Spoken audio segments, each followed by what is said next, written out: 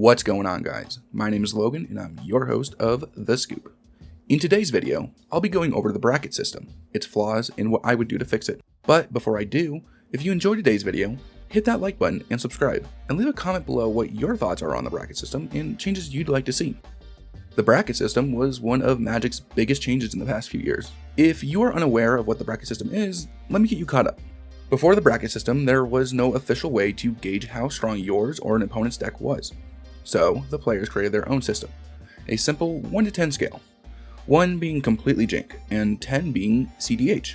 This was to help with pub stomping at LGSs. In general, 5 was about a straight out of the box precon, give or take a point depending on the specific one you were using. This worked alright, but what ended up happening is that just about every decently powered non-CDH deck was labeled as 7, and oftentimes led to large power discrepancies. So, in February of 2025, Wizards of the Coast introduced a new system, brackets.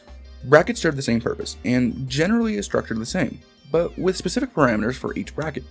For example, a 1 has few tutors, and no game changers, while something like a 3 has no restriction on tutors and can have up to 3 game changers. But Logan, what do you mean by game changers?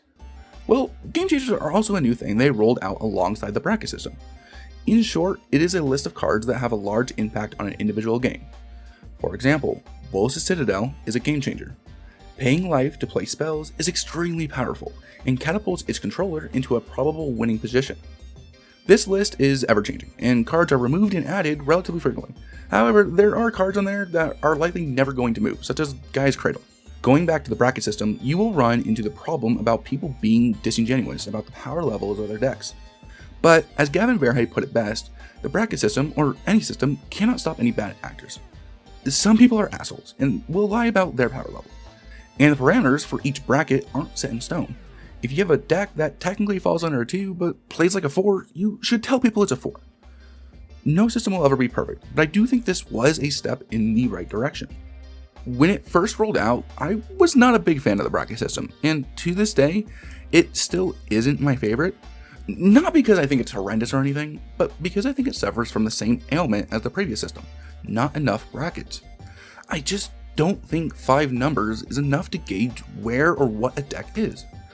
Oh, but Logan, the previous system had 10 numbers and was worse. Clearly, it can't just be about how many numbers there are. That's true. The previous system did have 10 numbers, but did it really? Personally, I never built a deck under a precon level, so I never really had to say my deck was a 1 or 4. Even 5s were few and far between for me. I also never really built CDH decks, so you could knock 9 and 10 off the list. So that really only left me with 3 numbers most of the time, 6, 7, and 8. And I think the bracket system suffers from the same fate. Limiting how people can describe and gauge their decks isn't the answer. Obviously, how I play and the power levels I hover at aren't universal. But in general, we just weren't using the full capabilities of having 10 numbers. So what is my solution? Bracket system containing 10 numbers, and the starting point being about a precon. Now, that doesn't run into one glaring issue off the rip. What about the decks that are worse than a precon? Well, there can also be a separate 10 or 5 point scale that has the high end be a precon.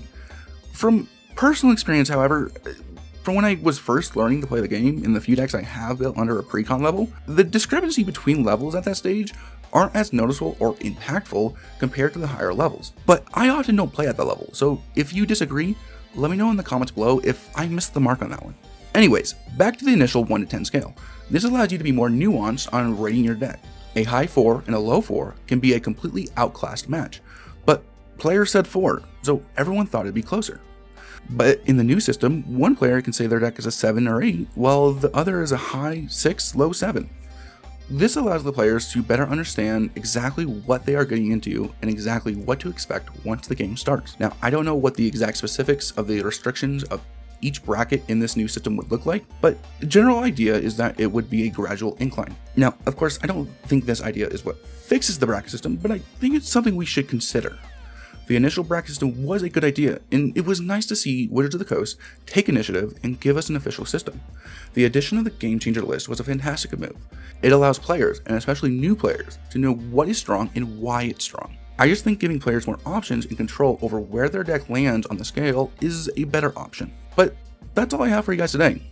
Let me know in the comments below if you agree or disagree or what your ideas are. I think the system's fine, but can definitely have some tweaks. Anyways, this is Logan, always here to give you guys the scoop.